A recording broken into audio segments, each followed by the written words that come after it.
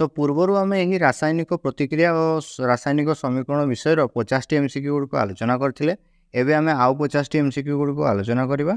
तो तुम्हें यहाँ प्रैक्टिस कर एवं जदि जल्दी जल्दी करने चाहो तो भिडियोटी को तुम्हें 1.5x स्पीड को स्विच कर एवं यही विषय समस्त एमसीक्यू डेस्पूरण एवं संक्षिप्त क्वेश्चन गुड़िक आम पीडीएफ माध्यम देवु ता विषय आम वीडियो लास्ट रे आलोचना करिछु। तो चलो ताले वीडियोटी को स्टार्ट करिबा।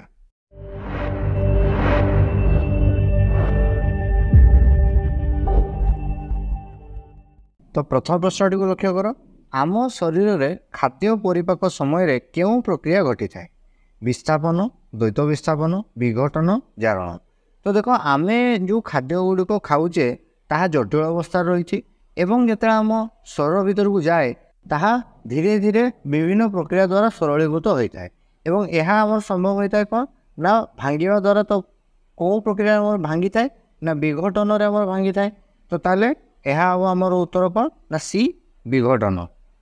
तापर देख द्वितीय प्रश्न को लक्ष्य कर। द्वितीय प्रश्नटी कौन कही? द्वितीय प्रश्नटी कही जे तैल और चर्बीयुक्त खाद्य मिसा जाउथवा रासायनिक पदार्थर नाम कौन ना विजारक, जारक, त्वरक, प्रतिजारक। तो देखो आमर तैल और चर्बीयुक्त खाद्य गुड़िक आमर जारित न होगापाई से प्रतिजारक मिसाई थाए। ताले उत्तरटी हम आमर डी प्रतिजारक। तापर प्रश्नटी को लक्ष्य कर ना केउं धातु उच्च संख्यारण प्रतिरोधी? Aluminium, zinc, magnesium, Kapoor. तो देखो आमर एल्युमिनियम टी होची उच्च संख्यारण प्रतिरोधी। ताले उत्तरटी हम ए एल्युमिनियम। तापर प्रश्नटी को लक्ष्य कर जे सूचकीय रासायनिक समीकरण केउंटीर सूचना मिली थाए? भौतिक अवस्था, मौलिकर परमाणु संख्या, वस्तुत्व, प्रतिकारक। तो देखो सूचकीय रासायनिक समीकरण आमे से जो प्रतिकारक व उत्पाद रही तार अवस्था गुड़ी को जानी हम। ताले उत्तरटी हम आमर ए भौतिक अवस्था। तापर प्रश्न को लक्ष्य करवा सूचकीय रासायनिक समीकरण को अधिक तथ्यमूलक करने कौन उल्लेख करने आवश्यक?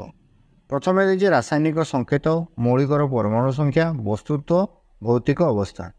तो देखो सूचकीय रासायनिक समीकरण को अधिक तथ्यमूलक करने से आमर भौतिक अवस्था गुड़ी को दर्शाइवा दरकार जे अर्थात सॉलिड अच्छी लिक्विड रे कौ अवस्था अच्छी ताहा दर्शाइवा निहांती दरकार। ताले उत्तरटी आमर डी भौतिक अवस्था। तापर देख बेरियम क्लोराइड द्रवण सोडियम सल्फेट द्रवण रे मिसाइले केउं वर्णर अवक्षेप सृष्टि हुए? हलदिया, धला, लोहित, बादामी। तो देख यही प्रक्रिया आमर धला रंगर अवक्षेप सृष्टि होता है।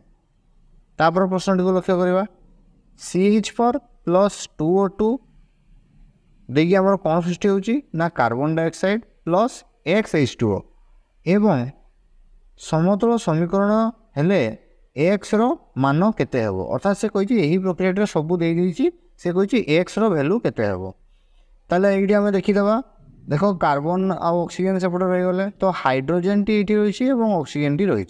ताले समुदाय ऑक्सीजन को भी चेक करके आम कर हाइड्रोजेन को भी देखिकी कहीपर। तो देखो ऐसे कौन देखिए ना 4टी हाइड्रोजेन रही। तो 4टी हाइड्रोजेन माने एटी भी 4टी हाइड्रोजेन दरकार। ताले तापे आम कौन लिख पारिबा ना 2 लिखिदेवा। तो 2 लिखिदेले कौन हो ना 4टी हाइड्रोजेन हो। एवं देखो जदि आम अम्लजान संख्या को भी लक्ष्य करवा देख एमती जल रे गोटे अम्लजान थिला एवं आम 2 जदि आम लिखिदेले ताले कौन हो गला 2टी अम्लजान हो गला। ताले एपटे देख प्रतिकारक आम 2टी अम्लजान अच्छी ताले एटा ठीक हम। ताले उत्तरटी हम बी 2 हेबो। तापर आस लक्ष्य करवा जे केउं गैस सहित प्रतिक्रिया घटिले कपर ऑक्साइड बादामी रंग धारण करे? ऑप्शन गुड़िक देखिए अम्लजान, हाइड्रोजेन, नाइट्रोजेन एवं सल्फर डाइऑक्साइड। तो उत्तरटी हम हाइड्रोजेन। तो हाइड्रोजेन सहित कपर ऑक्साइड प्रतिक्रिया कले ताहा बादामी रंग धारण करिथाए।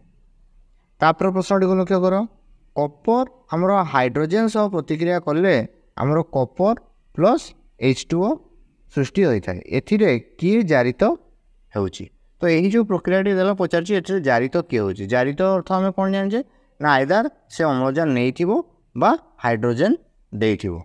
तो ये देखा যে এটি অম্লজান কিଏ গ্রহণ করছি না H2 গ্রহণ করছি, তাহলে উত্তরটি কোণ হব না H2 হব বি। তারপর প্রশ্নটিকে লক্ষ্য কর, কেউ কারণରୁ মোটর গাড়ি পোল লুহাবাड़ পরি ধাতু নির্মিত বস্তু ক্ষয় ঘটিଥାଏ। অপশন গুড়িক দেখছি জারণ বিজারণ সংখ্যাରଣ ଷଡ଼ାବସ୍ଥା। তো ଆମେ କ'ଣ ଜାଣିଛେ ଯେ କୌଣସି ଧାତୁଟି କ୍ଷୟ ହେବାକୁ ଆମେ କ'ଣ କହିଥାଉ ନା ସଂଖ୍ୟାରଣ କୁହାଯାଇଥାଏ, ତାହେଲେ ଉତ୍ତରଟି ହେବ ସି ସଂଖ୍ୟାରଣ। ତାପରେ ପ୍ରଶ୍ନଟିକୁ ଲକ୍ଷ୍ୟ କର, ନା ଜିଙ୍କ ଅକ୍ସାଇଡ୍ କପର ସହିତ ପ୍ରତିକ୍ରିୟା କରିବା ଦ୍ୱାରା ଆମର ଜିଙ୍କ ଓ କାର୍ବନ ମନୋକ୍ସାଇଡ୍ ସୃଷ୍ଟି କରୁଛି। ତ ଏହି ପ୍ରତିକ୍ରିୟାରେ କେଉଁଟି ବିଜାରିତ ହେଉଛି ପଚାରିଛି। ତ ଦେଖ ପ୍ରଥମେ କ'ଣ ଦେଇଛି ନା ଜିଙ୍କ, ତାପରେ ଦେଇଛି ଜିଙ୍କ ଅକ୍ସାଇଡ୍ କାର୍ବନ ମନୋକ୍ସାଇଡ୍। ତ ଦେଖ ବିଜାରିତ ହେବା ଅର୍ଥ ମାନେ କ'ଣ ଯେ ହାଇଡ୍ରୋଜେନଟି ସେଠାରେ ମିଶିଥିବ ବା ଅମ୍ଳଜାନଟି ବାହାରି ଯାଇଥିବ। ତ ଏଠି ତ ହାଇଡ୍ରୋଜେନ ନାହିଁ, ତ ବାକି କିଏ ରହିଲା ଅମ୍ଳଜାନ। ତ ଅମ୍ଳଜାନଟି କେଉଁଠାରୁ ବାହାରି ଯାଉଛି ଲକ୍ଷ୍ୟ କର, ଦେଖ ପ୍ରଥମେ ଜିଙ୍କ ଅକ୍ସାଇଡ୍ ଥିଲା, ତାପରେ ଉତ୍ପାଦରେ ଦେଖ ଜିଙ୍କ ସୃଷ୍ଟି ହୋଇଛି, ତାହେଲେ ନିହାତି ଏଇ ଜିଙ୍କ ଅକ୍ସାଇଡ୍ରୁ ଅମ୍ଳଜାନଟି ବାହାରି ଯାଉଛି, ତାହେଲେ ଏଠି ବିଜାରିତ କିଏ ହେବ ନା ଜିଙ୍କ ଅକ୍ସାଇଡ୍ଟି ବିଜାରିତ ହେବ, ତାହେଲେ ଉତ୍ତରଟି ହେବ ଆମର ବି ଜିଙ୍କ ଅକ୍ସାଇଡ୍ ହେବ। ତାପରେ ପ୍ରଶ୍ନଟିକୁ ଲକ୍ଷ୍ୟ କର, ନା Cr2O3 ପ୍ଲସ୍ 2ଟି ଆଲୁମିନିୟମ ପ୍ରତିକ୍ରିୟା ହେବା ପରେ କ'ଣ ଦେଉଛି ନା 2ଟି Cr ଦେଉଛି ଏବଂ ଗୋଟେ Al2O3 ସୃଷ୍ଟି ହେଉଛି। ପଚାରିଛି ଯେ ବିଜାରକ କିଏ। ତ ବିଜାରକର ଅର୍ଥ କ'ଣ, ଯିଏକି କୌଣସି ପ୍ରତିକ୍ରିୟାରେ ହାଇଡ୍ରୋଜେନ ଦେଉଥିବ ବା ଯାହା ପାଇଁ କୌଣସି ଯୌଗିକରୁ ଅମ୍ଳଜାନଟି ବାହାର ହେଇଯାଉଥିବ। ତ ଏହି କ୍ଷେତ୍ରରେ ଦେଖ ପ୍ରଥମେ Cr2O3 ଥିଲା ଏବଂ ଏହି ଆଲୁମିନିୟମଟି ଆସିବା ଫଳରେ ଏଠାରୁ ଅମ୍ଳଜାନଟି ବାହାରିଗଲା। ତ ଏହି ଆଲୁମିନିୟମ ପାଇଁ ଯେହେତୁ ଅମ୍ଳଜାନଟି ବାହାରିଗଲା, ତାହେଲେ ଆମେ କହିପାରିବା ଯେ ଏଠାରେ ବିଜାରକ ହେଉଛି ଆମର କିଏ ନା ଆଲୁମିନିୟମ। ତାହେଲେ ଉତ୍ତରଟି ହେବ ଆମର ବି ଆଲୁମିନିୟମ। ତାପରେ ପ୍ରଶ୍ନଟିକୁ ଆସ ଲକ୍ଷ୍ୟ କରିବା, ସିଲଭର କ୍ଲୋରାଇଡ୍ର ରଙ୍ଗ କିପରି, ସବୁଜ ଧଳା ବାଇଗଣୀ କଳା। ତ ଦେଖ ସିଲଭର କ୍ଲୋରାଇଡ୍ର ରଙ୍ଗ ହେଉଛି ଆମର ଧଳା ହୋଇଥାଏ, ତାହେଲେ ଉତ୍ତରଟି ହେବ ବି ଧଳା। ତାପରେ ପ୍ରଶ୍ନଟିକୁ ଦେଖ, ଲୁହା ଜିଙ୍କ ଲେଡ୍ ଓ କପର ମଧ୍ୟରେ କେଉଁଟି କମ୍ ପ୍ରତିକ୍ରିୟାଶୀଳ। ତ ଦେଖ ଅପସନ୍ ଗୁଡ଼ିକ ଦେଇଛି ଲୁହା ଜିଙ୍କ ଲେଡ୍ କପର, ତ ଏମାନଙ୍କ ମଧ୍ୟରୁ କପରଟି ହେଉଛି ସବୁଠୁ କମ୍ ପ୍ରତିକ୍ରିୟାଶୀଳ, ତାହେଲେ ଉତ୍ତରଟି ହେବ ଡି କପର। ତାପରେ ପ୍ରଶ୍ନଟିକୁ ଲକ୍ଷ୍ୟ କର, ଯେଉଁ ରାସାୟନିକ ପ୍ରତିକ୍ରିୟାର ପ୍ରତିକାରକ ଦୁଇଟି ମଧ୍ୟରେ ଆୟନ ବିନିମୟ ହୋଇଥାଏ ତାହାକୁ କେଉଁ ପ୍ରତିକ୍ରିୟା କୁହାଯାଏ। ସଂସ୍ଥାପନ ଦ୍ୱୈତ ବିସ୍ଥାପନ ସଂଶ୍ଳେଷଣ ବିଘଟନ। ତ ଦେଖ ଦୁଇଟି ପ୍ରକ୍ରିୟା ମଧ୍ୟରେ ଆୟନ ବିନିମୟ ହେବା ମାନେ ଏହା ନିହାତି ଦ୍ୱୈତ ବିସ୍ଥାପନ ପ୍ରକ୍ରିୟା ହିଁ ହେବ, ତାହେଲେ ଉତ୍ତରଟି ହେବ ବି ଦ୍ୱୈତ ବିସ୍ଥାପନ। ତାପରେ ଦେଇଛି ଯେ ଉଦ୍ଭିଦଜାତ ଦ୍ରବ୍ୟ ଖତରେ ପରିଣତ ହେବା କି ପ୍ରକାର ପ୍ରତିକ୍ରିୟା। ସଂଶ୍ଳେଷଣ ତାପ ଉତ୍ପାଦୀ ବିଘଟନ ତାପ ଶୋଷୀ ସଂଶ୍ଳେଷଣ ତାପ ଶୋଷୀ ବିଘଟନ ଓ ତାପ ଉତ୍ପାଦୀ। ତ ଦେଖ ଉଦ୍ଭିଦ ଦ୍ରବ୍ୟ ଗୁଡ଼ିକ ଆମର ଖତରେ କେତେବେଳେ ପରିଣତ ହେବେ ନା ବିଘଟନ ହୋଇକି, ଏବଂ ଏହି ବିଘଟନ ପ୍ରକ୍ରିୟାରେ ଆମର ତାପ ସୃଷ୍ଟି ହୋଇଥାଏ, ତାହେଲେ ଉତ୍ତରଟି ହେବ ଆମର ଡି ବିଘଟନ ଓ ତାପ ଉତ୍ପାଦୀ। ତାପରେ ପ୍ରଶ୍ନଟିକୁ ଲକ୍ଷ୍ୟ କର, 3ଟି Fe ଆମର 4ଟି ଜଳ ଅଣୁ ସହ ପ୍ରତିକ୍ରିୟା କରିବା ପରେ Fe3O4 ଏବଂ 4ଟି ହାଇଡ୍ରୋଜେନ ସୃଷ୍ଟି କରୁଛି। ପଚାରିଛି ଏଠାରେ କେଉଁଟି ସଠିକ୍ ଉକ୍ତି। ତ ପ୍ରଥମଟିକୁ ଆସ ଲକ୍ଷ୍ୟ କରିବା, Feଟି ହେଉଛି ଆମର ବିଜାରକ ଓ H2O ହେଉଛି ଜାରକ। ତ ଦେଖ H2O ହେଉଛି ଜାରକ, ମାନେ H2O ଦ୍ୱାରା ଆମର କ'ଣ ହେଉଛି ନା ସେଠି ଅମ୍ଳଜାନ ନିହାତି ଯାଉଥିବ। ଦେଖ ଆମର Feରେ ଅମ୍ଳଜାନ ମିଶିଛି, ତାହେଲେ H2Oରୁ ଅମ୍ଳଜାନ ଯାଇକି Fe ସହିତ ମିଶୁଛି, ତାହେଲେ ଇଏ ଜାରକ ଠିକ୍ ଅଛି। ଏବଂ ଆଇରନ୍ଟି ବିଜାରକ, ଅର୍ଥାତ୍ ସେ କୌଣସି ଜାଗାରୁ ହାଇଡ୍ରୋଜେନଟିକୁ ବାହାର କରୁଥିବ। ତ ଦେଖ ଆମର Feଟି ଆମର ଯେଉଁ ଜଳ ଅଣୁରୁ ହାଇଡ୍ରୋଜେନକୁ ବାହାର କରିକି ଅଲଗା କରିଦେଉଛି, ତାହେଲେ Feଟି ବିଜାରକ ମଧ୍ୟ ଠିକ୍ ଅଛି। Fe3O4 ଜାରିତ ଉତ୍ପାଦ, ଠିକ୍ ଅଛି, ଆଇରନ୍ଟି ଜାରିତ ହୋଇକି ଆମର Fe3O4 ରହିଛି ଏବଂ H2 ବିଜାରିତ ଉତ୍ପାଦ। ଦେଖିବା H2Oରୁ ଆମର ହାଇଡ୍ରୋଜେନଟି ଦେଖ ବାହାରି ହେଇକି ଆସିଛି, ତାହେଲେ ଆମେ କହିପାରିବା ଯେ ଏହା ହେଉଛି ଏକ ବିଜାରିତ ଉତ୍ପାଦ, ତାହେଲେ ଏଇଟା ବି ଆମର ଠିକ୍ ଅଛି। ତାପରେ ସେ କହିଛି Feଟା ହେଉଛି ଜାରକ, ଅର୍ଥାତ୍ ଏହା ପାଇଁ ଅମ୍ଳଜାନ ଅନ୍ୟ କୌଣସି ଯୌଗିକରେ ଏଡ୍ ହେଉଥିବ। ତ ଦେଖ Feରେ ତ ଅମ୍ଳଜାନ ନାହିଁ, ତ ସେ ଜାରକ କେମିତି ହେବ, ତାହେଲେ ଏଇଟା ହେଇପାରିବନି, ତାହେଲେ ଉତ୍ତରଟି ମାନେ ସି ହେବନି। ତାହେଲେ ଆମର ବାକି ରହିଗଲା କି ଏଇଟା ଡି, ଉଭୟ ଏ ଓ ବି ହିଁ ହେବ, ତାହେଲେ ଉତ୍ତରଟି ଆମର ଡି ଉଭୟ ଏ ଓ ବି। ତାପରେ ପ୍ରଶ୍ନଟିକୁ ଆସ ଲକ୍ଷ୍ୟ କରିବା, ନିମ୍ନୋକ୍ତ ରାସାୟନିକ ପ୍ରତିକ୍ରିୟାଟି କେଉଁ ପ୍ରକାର ପ୍ରତିକ୍ରିୟା। Pb ପ୍ଲସ୍ CuCl2 ଆମର କ'ଣ ସୃଷ୍ଟି କରୁଛି ନା PbCl2 ପ୍ଲସ୍ କପର ସୃଷ୍ଟି କରୁଛି। प्रथम कही द्वैत विस्थापन तो यहाँ द्वैत विस्थापन हेनी कारण ये दुईटी प्रतिकारक मध्य आयनर आदान प्रदान होनी विस्थापन हो पार कारण देख पीबी आउ CuCl2 पीबीटी आम Cl2 सहित मिसिकी कपर को विस्थापित कर दूसरी संश्लेषण हम ना कहीं संश्लेषण आमर कौन होता है ना आमर उत्पाद गोटे रही थाए तो ताले ये क्षेत्र में एगुड़ा हेनी ताले उत्तरटी हम बी विस्थापन प्रतिक्रिया। तापर प्रश्न को लक्ष्य कर कौन देती ना लेड नाइट्रेट सह कौन मिसाइले हलदिया अवक्षेप सृष्टि हो ऑप्शन गुड़िक देखी दियो कौन हम ना ये क्षेत्र में उत्तरटी हम आमर ए KCl2। तापर प्रश्न को आस लक्ष्य करवा AgNO3 प्लस NaCl आमर कौन सृष्टि करुच्ची ना डैश प्लस NaNO3 तो ताले एटा कही यही डैश टी कौन हम ताले AgNO3 NaCl सहित प्रतिक्रिया कले कौन सृष्टि होची ना NaNO3 होची तो सोडियम आमर NO3 सहित प्रतिक्रिया करिवो ताले बाकी रहिला के Ag से Cl सहित प्रतिक्रिया करिवो ताले कौन हम ना AgCl हम ताले उत्तरटी हम ए AgCl। तापर देखो Fe2O3 प्लस 3टी कार्बन मोनोक्साइड प्रतिक्रिया करी आमर 2टी आयरन एवं 3टी कार्बन डाइऑक्साइड सृष्टि करुच्ची तो से कहूँ यही प्रतिक्रिया जारित किए होची। अच्छा देखो ताले जारित माने निहाती कौन जी अम्लजान पाई तो देखो Fe2O3 थिला सी हो गला Fe अर्थात सी हरई बाकी देखो 3CO थिला सी हो गला 3CO2 अर्थात ये अम्लजान आमर एड होता आम कहीपर जे आमर कार्बन मोनोक्साइड टी जारित होती तार उत्तरटी हम ए कार्बन मोनोक्साइड। तापर प्रश्न को लक्ष्य कर कपर उपरे कला रंगर स्तरटी डैश अर्थात CuCl2 CuCO3 ना CuO होता है क्या होता है ना आमर CuO होता है तार उत्तरटी हम सी CuO। तापर देती लेड नाइट्रेट जलीय द्रवण पोटासियम आयोडाइड जलीय द्रवण सह मिसिले क्यों रंगर पदार्थ सृष्टि हुए लाल हलदिया नील सबुज तो उत्तरटी हम बी हलदिया। तापर देख रासायनिक समीकरण में तीर चिन्हटी कौन दर्शाई थाए प्रतिक्रियार अवस्था प्रतिक्रियार दिग उत्पादर दिग एवं प्रतिक्रियार दिग तो देख रासायनिक समीकरण तीर चिन्हटी आमर प्रतिक्रियार दिग को दर्शाई थाए। तापर देख रासायनिक प्रतिक्रिया बाम पार्श्वर प्रत्येक मौलिकर परमाणु संख्या डाहाण पार्श्वर प्रत्येक मौलिकर परमाणु संख्या सह सामान नहेले ताहाकू कौन कहुए समतुल असमतुल सूचकीय प्रतिक्रिया कौन से नुहे तो देख जदि प्रतिकारक उत्पाद मौलिक संख्या सामान नहेला ताले ताकू असमतुल प्रतिक्रिया बोली कहुए ताले उत्तरटी आमर बी असमतुल प्रतिक्रिया। तापर देख निम्नलिखित क्यों प्रतिक्रियाटी ताप उत्पादी प्रतिक्रिया नुहे प्राकृतिक गैस दहन यहाँ भी हम शोषण प्रक्रिया यह भी हम उद्भिद द्रव्यर विघटन घटी खतर परिणत हो यह भी हम एवं बरफ तरलिवा यह ताप उत्पादी नुहे यह ताप शोषी कारण ये बरफटी ताप को ग्रहण करने तरली थाए उत्तरटी हम डी आमर बरफ तरलिवा। तापर लक्ष्य कर FeSO4 रासायनिक नाम कौन FeSO4 हूँ आमर कौन ना फेरस सल्फेट तार उत्तरटी आमर सी फेरस सल्फेट।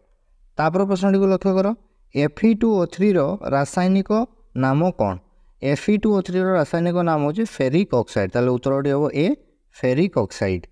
तापर लक्ष्य कर जलर विद्युत विश्लेषण प्रक्रिया रे केतोटी गैस निर्गत होता है जलर विद्युत विश्लेषण कले आमर गोटे एनोड रे आमर अम्लजान सृष्टि होता है और कैथोड आमर हाइड्रोजन सृष्टि होता है आमर दुईटी गैस ही उत्पन्न होता है उत्तरटी हम आमर बी 2 हेबो।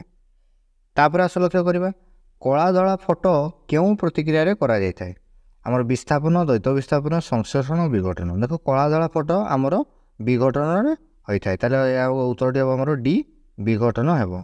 तापर कही एक रासायनिक प्रतिक्रिया रे कौन सी पदार्थ अम्लजान हराई थाए ताहाकू कौन कहुए देख अम्लजान टी हराइले ताहा आमर विजारित होता है ताले उत्तरटी हम आमर बी विजारित है। तापर देख कौन कही ना जो पदार्थ जारण रु निरोध करे ताहाकू कौन कहुए ना जी जारण हवा को दे न था ताको आम कौन कही था ना प्रतिजारक बोली कही था ताले उत्तरटी हम आमर सी प्रतिजारक हेबो। तापर देख जड़े छात्र गोटे परीक्षा रे एल्युमिनियम और क्लोरीन को मिसाई एल्युमिनियम क्लोराइड प्रस्तुत करियछि निम्नलिखित प्रक्रिया गुड़िक मध्य क्यों प्रक्रियाटी ठीक दर्शाओ तो देखो ठीक प्रतिक्रियाटी हूँ आमर कौटा ना ठीक प्रतिक्रियाटी हूँ आमर 3टी एल्युमिनियम आमर 3टी क्लोरीन सह प्रतिक्रिया करी आमर 3टी AlCl3 ସୃଷ୍ଟି କରିବ। ତାପରେ ଦେଇଛି କ'ଣ ନା 2PbNO3 ଆମ ତାକୁ ତାପ ଦେଲେ କ'ଣ ହେଉଛି ନା 2PbO ପ୍ଲସ୍ କେତୋଟି ନାଇଟ୍ରୋଜେନ୍ ମାଗିଛି, ନାଇଟ୍ରୋଜେନ୍ ଡାଇଅକ୍ସାଇଡ଼ ସୃଷ୍ଟି ହେବ ଏବଂ ଅକ୍ସିଜେନ୍ ଗ୍ୟାସ୍ ସୃଷ୍ଟି ହେଉଛି। ତାହେଲେ ଦେଖ ଆମର ଦେଖିଦେବା ଯେ ନାଇଟ୍ରୋଜେନ୍ ଟୋଟାଲ୍ କେତେଟା ଅଛି। ଦେଖ ଏପଟେ ନାଇଟ୍ରୋଜେନ୍ ଟୋଟାଲ୍ ଅଛି 4ଟା, ତେଣୁ ଏଇଠି ଆମେ କେତେ ଲିଖିପାରିବା, ତାହେଲେ 4 ଲିଖିଦେଲେ ଆମର 4ଟା ନାଇଟ୍ରୋଜେନ୍ ହେଇଗଲା। ତାହେଲେ ସେଇ ହିସାବରେ ଅନ୍ୟ ଗୁଡ଼ା ବି ଅଟୋମେଟିକ୍ ଆଡ଼ଜଷ୍ଟ ହେଇଯିବ। ତାହେଲେ ଉତ୍ତରଟି ଆମର C4 ହେବ। ତାପରେ କହିଛି ଜଳରେ ହାଇଡ୍ରୋଜେନ୍ ଓ ଅମ୍ଳଜାନ କେତେ ଅନୁପାତରେ ଅଛନ୍ତି। ତାହେଲେ ଉତ୍ତର କ'ଣ ଆମେ ଜାଣିଛେ ନା ହାଇଡ୍ରୋଜେନ୍ 2ଟା ଥାଏ, ଅମ୍ଳଜାନ 1 ଥାଏ। ତାହେଲେ ରେସିଓଟି ନିହାତି କେତେ ହେବ 2:1 ହେବ। ତାହେଲେ ଯାହାକି ଅଛି Bରେ। ତାପରେ ପ୍ରଶ୍ନଟିକୁ ଲକ୍ଷ୍ୟ କର, ନିମ୍ନରେ ଦିଆଯାଇଥିବା ରାସାୟନିକ ପ୍ରତିକ୍ରିୟା ସମ୍ବନ୍ଧରେ କେଉଁ ଉକ୍ତି ଗୁଡ଼ିକ ଠିକ୍ ନୁହେଁ। 2ଟି Pb ଆମର କାର୍ବନ ସହ ପ୍ରତିକ୍ରିୟା କରିବା ପରେ 2ଟି Pb ଏବଂ ଗୋଟେ କାର୍ବନ ଡାଇଅକ୍ସାଇଡ଼ ଦେଉଛି। Pbଟି ଜାରିତ ହେଉଛି, ଏହା ଭୁଲ ଅଛି। CO2ଟା ଜାରିତ ହେଉଛି, ଏହା ବି ଭୁଲ ଅଛି। କାର୍ବନଟି ଜାରିତ ହେଉଛି, ଏହା ଠିକ୍ ଅଛି। PbOଟି ବିଜାରିତ ହେଉଛି, ଏହା ବି ଠିକ୍ ଅଛି। ତାହେଲେ ଉତ୍ତରଟି ଆମର କ'ଣ ହେବ ନା 1 ଆଉ 2ଟି ଆମର ଭୁଲ ଅଛି। ତାହେଲେ ଉତ୍ତରଟି ହେବ ଆମର 1 ଆଉ 2, ଯେଉଁଟାକି ଅଛି ଆମର Aରେ। ତାପରେ ଦେଖ ଲେଡ୍ ନାଇଟ୍ରେଟ୍କୁ ଗରମ କଲେ ଉତ୍ପନ୍ନ ହେଉଥିବା ଲେଡ୍ ଅକ୍ସାଇଡ଼ ଓ ନାଇଟ୍ରୋଜେନ୍ ଡାଇଅକ୍ସାଇଡ଼ର ରଙ୍ଗ କ'ଣ ଅଟେ। ବାଦାମୀ ହଳଦିଆ, ବର୍ଣ୍ଣହୀନ ହଳଦିଆ, ବାଦାମୀ ସବୁଜ, ବାଦାମୀ ଲାଲ। ତ ଦେଖ ଆମର ଲେଡ୍ ନାଇଟ୍ରେଟ୍କୁ ଗରମ କଲେ ଆମର ଯେଉଁ ଲେଡ୍ ଅକ୍ସାଇଡ଼ ସୃଷ୍ଟି ହୋଇଥାଏ ତାହା ବାଦାମୀ କଲର୍ ହୋଇଥାଏ ଏବଂ ଯେଉଁ ନାଇଟ୍ରୋଜେନ୍ ଡାଇଅକ୍ସାଇଡ଼ ସୃଷ୍ଟି ହୋଇଥାଏ ତାହା ଲାଲ କଲର୍ ହୋଇଥାଏ। ତାହେଲେ ଉତ୍ତରଟି ହେବ ଆମର D। ତାପରେ କହିଛି CO ଉପରେ କେଉଁ ଗ୍ୟାସ୍ ପ୍ରବାହିତ କଲେ କପର ମିଳିଥାଏ। ନା CO ଉପରେ ଆମର ହାଇଡ୍ରୋଜେନ୍ ଗ୍ୟାସ୍ ପ୍ରବାହିତ କରାଇଲେ ଆମକୁ କପର ମିଳିଥାଏ। ତାହେଲେ ଉତ୍ତରଟି ହେବ ଆମର B। ତାପରେ କହିଛି ନିମ୍ନଲିଖିତ ମଧ୍ୟରୁ କେଉଁ ପଦ୍ଧତିରେ ଖାଦ୍ୟ ସାମଗ୍ରୀ ଅଧିକ ଦିନ ସାଇତି ରଖାଯାଏ। ନା କିପରି ନା ବାୟୁରୋଧୀ ଆମର କରିଦେଲେ ସେ ଆମର ଜାରିତ ହୋଇପାରିବ ନାହିଁ। ତାହେଲେ ଆମର ଉତ୍ତରଟି ହେବ ଆମର କ'ଣ ନା A, ବାୟୁରୋଧୀ ପାତ୍ରରେ ରଖିଲେ। ତାପରେ ଦେଖ ପ୍ରତିକାରକ କିମ୍ବା ଉତ୍ପାଦର ଜଳୀୟ ଦ୍ରବଣ କେଉଁ ସଂକେତ ଦ୍ୱାରା ସୂଚାଯାଏ। ଦେଖ ଜଳୀୟ ଦ୍ରବଣକୁ ଆମର AQ ଦ୍ୱାରା ସୂଚାଇଥାଏ। ତାହେଲେ ଉତ୍ତରଟି ହେବ ଆମର C, AQ ହେବ। ରୂପାର ଉପକରଣ ଗୁଡ଼ିକ କିଛି ସମୟ ବାୟୁରେ ରହିଲେ କଳା ପଡ଼ିଯାଏ, ନିମ୍ନୋକ୍ତ ମଧ୍ୟରୁ କେଉଁଟି ଏଥିପାଇଁ ଦାୟୀ ଅଟେ। ତ ଦେଖ ରୂପାର ଉପକରଣ ଗୁଡ଼ିକ ବାୟୁ ସଂସ୍ପର୍ଶରେ ରହିଲେ ଆମର କ'ଣ ଅମ୍ଳଜାନ ସହିତ ସେ ପ୍ରତିକ୍ରିୟା କରି ଆମର କ'ଣ ସୃଷ୍ଟି କରିଥାଏ ନା ସିଲଭର ଅକ୍ସାଇଡ଼ ସୃଷ୍ଟି କରିଥାଏ, ଯାହାକି ଯେଉଁଥିପାଇଁ କି ସେଗୁଡ଼ିକ ଆମର କଳା ପଡ଼ିଯାଇଥାଏ। ତାହେଲେ ଉତ୍ତରଟି ଆମର B, ସିଲଭର ଅକ୍ସାଇଡ଼। ତାପରେ କହିଛି କୋଷ ମଧ୍ୟରେ ଗ୍ଲୁକୋଜ ଅକ୍ସିଜେନ୍ ସହ ପ୍ରତିକ୍ରିୟା କରି ଶରୀରକୁ ଶକ୍ତି ଯୋଗାଇଥାଏ। ପ୍ରତିକ୍ରିୟାର ସ୍ୱତନ୍ତ୍ର ନାମ କ'ଣ ନା ଆମେ ଜାଣିଛେ କ'ଣ ଶୋଷଣ ପ୍ରକ୍ରିୟା ଦ୍ୱାରା ଆମକୁ ଶକ୍ତି ମିଳିଥାଏ। ତାହେଲେ ଉତ୍ତରଟି ହେବ D, ଶୋଷଣ ହେବ। ଫେରୋସଲଫେଟ୍ ସ୍ଫଟିକକୁ ଗରମ କଲେ ଲୋହିତ ବାଦାମୀ ରଙ୍ଗର ଅବଶେଷଟି ହେଉଛି ଡ୍ୟାସ୍।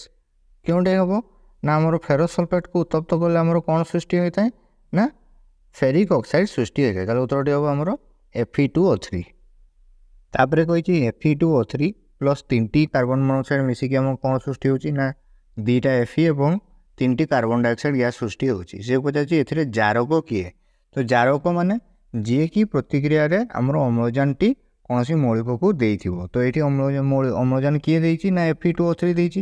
କାହିଁକିନା ଦେଖ Fe2O3 ଅମ୍ଳଜାନ ଦେଇକି ସେ ଆଇରନ୍ରେ ପରିଣତ ହୋଇଯାଇଛି। ତାହେଲେ ଉତ୍ତରଟି ହେବ ଆମର କ'ଣ ନା Fe2O3, ଯେଉଁଟାକି ଆମର Dରେ ଅଛି। ତାପରେ କହିଛି ଜିଙ୍କ ସଲଫ୍ୟୁରିକ୍ ଅମ୍ଳ ସହ ପ୍ରତିକ୍ରିୟା କଲେ ପ୍ରତିକ୍ରିୟାରେ ତାପମାତ୍ରାରେ କ'ଣ ଘଟିଥାଏ ନା ଆମର ତାପମାତ୍ରାଟି ବୃଦ୍ଧି ପାଇଥାଏ। ତାହେଲେ ଉତ୍ତରଟି ହେବ A, ବୃଦ୍ଧି ପାଇଥାଏ। ତାପରେ କହିଛି ରାସାୟନିକ ପ୍ରତିକ୍ରିୟା ପୂର୍ବରୁ ଓ ପରେ ପ୍ରତ୍ୟେକ ମୌଳିକର ପରମାଣୁ ସଂଖ୍ୟା ଡ୍ୟାସ୍ ନା ସମାନ ରହିଥାଏ। ତାହେଲେ ଉତ୍ତରଟି ହେବ B, ସମାନ ହେବ। ତାପରେ କହିଛି କ୍ୟାଲସିୟମ ଅକ୍ସାଇଡ଼ ଜଳ ସହ ତୀବ୍ର ପ୍ରତିକ୍ରିୟା କରି ପ୍ରଚୁର ପରିମାଣରେ ଡ୍ୟାସ୍ ନିର୍ଗତ କରିଥାଏ। ତାପ, ଅମ୍ଳଜାନ ଗ୍ୟାସ୍, ଜଳ, ହାଇଡ୍ରୋଜେନ୍ ଗ୍ୟାସ୍। ତ ଦେଖ ଆମର ପ୍ରଚୁର ପରିମାଣରେ ତାପ ନିର୍ଗତ ହୋଇଥାଏ। ତାପରେ ପ୍ରଶ୍ନଟିକୁ ଲକ୍ଷ୍ୟ କର, ଦେଖ କ'ଣ ଦେଇଛି ନା ଡ୍ୟାସ୍ Mg ପ୍ଲସ୍ O2 ତୀର ଚିହ୍ନ ଦେଇକି ଆମର ଦେଇଛି ଡ୍ୟାସ୍ MgO, ଅର୍ଥାତ୍ ଏହି ରାସାୟନିକ ପ୍ରତିକ୍ରିୟାଟି ହେଲେ ଏହାକୁ ସମତଳ ସମୀକରଣଟି ଲେଖ। ନା ଦେଖ ଆମର 2ଟି ମାଗ୍ନେସିୟମ୍ ଆମର 2ଟି ଅମ୍ଳଜାନ ସହ ପ୍ରତିକ୍ରିୟା କରି ଆମର କ'ଣ ଦେଇଥାଏ ନା 2ଟି ମାଗ୍ନେସିୟମ୍ ଅକ୍ସାଇଡ଼ ଦେଇଥାଏ। ତ 2ଟି ମାଗ୍ନେସିୟମ୍ ପାଇଁ ଆମର ତାହେଲେ ପ୍ରଥମଟି କ'ଣ ହେବ ନା 2 ହେବ, ଯେଉଁଟାକି ଅଛି ଆମର କେଉଁଠି ନା B, C, Dରେ ଅଛି। ତାପରେ ଦେଇଛି ଯେ ମାଗ୍ନେସିୟମ୍ ଅକ୍ସାଇଡ଼ କେତେ ହେବ ନା ସେଠି ବି 2ଟା ହେବ। ତାହେଲେ ଉତ୍ତରଟି ହେବ 2, 2, ଯେଉଁଟାକି ଅଛି ଆମର Bରେ। ତାପରେ ପ୍ରଶ୍ନଟିକୁ ଲକ୍ଷ୍ୟ କର, ବିଘଟନ ପ୍ରତିକ୍ରିୟା ଗୁଡ଼ିକ ପ୍ରତିକାରକ ଗୁଡ଼ିକର ବିଘଟନ ପାଇଁ କାହା रो आवश्यकता पड़ी थाए ताप आलोक विद्युत उपरोक्त समस्त। तो देखो आमर यही विघटन प्रक्रिया पे हमको बेले बेले ताप भी दरकार हुए बेले बेले आलोक भी हो पाए विद्युत शक्ति भी हो पाए। तार उत्तरटी हम डी उपरोक्त समस्त। तापर प्रश्नटी को लक्ष्य कर खाद्य पदार्थ गुड़िक केउठारे रखिले जारण प्रक्रिया मंथर होता है खोलारे बंद करी पानी रे वायुरोधी पात्र रे। वायुरोधी पात्र रखिले आमर जारण प्रक्रिया मंथर होता है तार उत्तरटी हम सी आमर वायुरोधी पात्र। तापर कही जे सोडियम कार्बोनेट लघु लवणाम्ल सह प्रतिक्रिया घटिले क्यों गैस उत्पन्न होता है ना यही प्रतिक्रिया घटिले आमर कार्बन डाइऑक्साइड गैस उत्पन्न होता है जोटा कि अच्छे आमर सी रे। तो पिलाने बर्तमान आम 50टी MCQ आहरी आलोचना करनेलु एवं बाकी जो क्वेश्चन गुड़िक रही आम ताको PDF आकार में आमर डेस्क्रिप्शन लिंक दे देवा से ही लिंक को जाकि तुम से PDF को डाउनलोड कर पारिबो। सेठी आहरी अधिक MCQ गुड़िक अच्छी और तासह आमर संक्षिप्त आंसर भी अच्छी डेस्प्रोन भी अच्छी और विभिन्न प्रकार क्वेश्चन सब रही। तो तुम्हें सेटा को जाकि से PDF टी को डाउनलोड कर नबो एवं डाउनलोड करके ताको प्रैक्टिस करिवो एवं यही प्रैक्टिस करने द्वारा तुम किपरि उन्नति है ना नहीं हमको कमेंट करके जनइबो एवं यदि वीडियोटी भल लगी था वीडियोटी को लाइक करदेव एवं आमर जो PDF टी आम अपलोड कलु ताहा तुमको काम आसला ना नहीं हमको कमेंट करके जनइबो एवं यदि आम चैनल टी को सब्सक्राइब करना ताले तले जो सब्सक्राइबर बटन अच्छी क्लिक करके आम चैनल टी को सब्सक्राइब करदेव।